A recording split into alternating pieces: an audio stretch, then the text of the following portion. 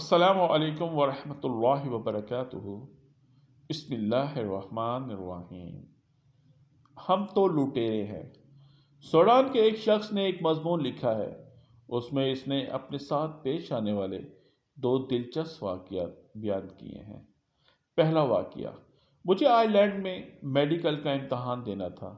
امتحان فیس $309 تھی۔ میرے پاس کھلی رقم ریزگاری نہیں تھی، اس لیے میں نے $310 ادا کر دیے۔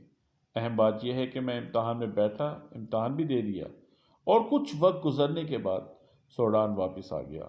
ایک دن اچانک آئرلینڈ سے میرے پاس ایک خط آیا۔ اس خط میں لکھا تھا کہ آپ نے امتحان کی فیس ادا کرتے وقت غلطی سے 309 کی جگہ $310 جمع کر دیے تھے۔ $1 کا چیک آپ کو بھیجا جا رہا ہے، کیونکہ ہم اپنے حق سے زیادہ نہیں لیتے۔ حالانکہ یہ بات وہ بھی جانتے تھے کہ لفافے اور ٹکٹ پر $1 سے زیادہ خرچ ہوئے ہوں گے۔ دوسرا واقعہ، میں کالج اور اپنی رہائش کے درمیان جس راستے سے گزرتا تھا، اس راستے میں ایک عورت کی دکان تھی جس سے میں 18 پینس میں کاکاؤ کا ایک ڈبہ خریدتا تھا۔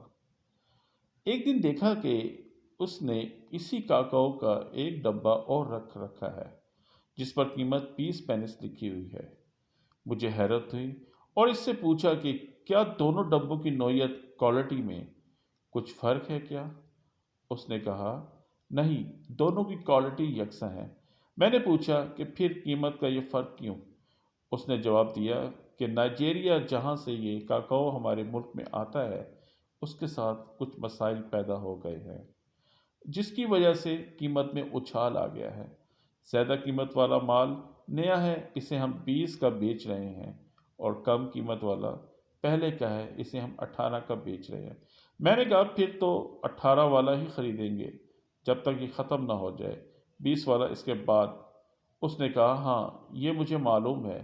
میں نے مشورہ دیا کہ دونوں ڈبوں کو مکس کر دو اور 20 کا ہی بیچو، کسی کے لیے قیمت کا یہ فرق جاننا مشکل ہوگا۔ اس نے میرے کان میں پھسپھساتے ہوئے کہا، کیا تم لٹیرے ہو؟ Are you رابر؟ مجھے اس کا یہ جواب عجیب لگا اور میں آگے بڑھ گیا، لیکن یہ سوال آج بھی میرے کانوں میں گونج رہا ہے کہ کیا میں لٹیرا ہوں؟ یہ کون سا اخلاق ہے؟ دراصل یہ ہمارا اخلاق ہونا چاہیے تھا۔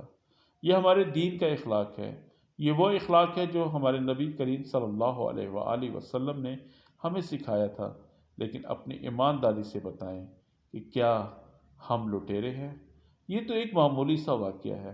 حقیقت تو یہ ہے کہ ہمیں اپنے دین کو سمجھنا اور اس پر عمل کرنا چاہیے۔ جزاکم اللہ خیرہ۔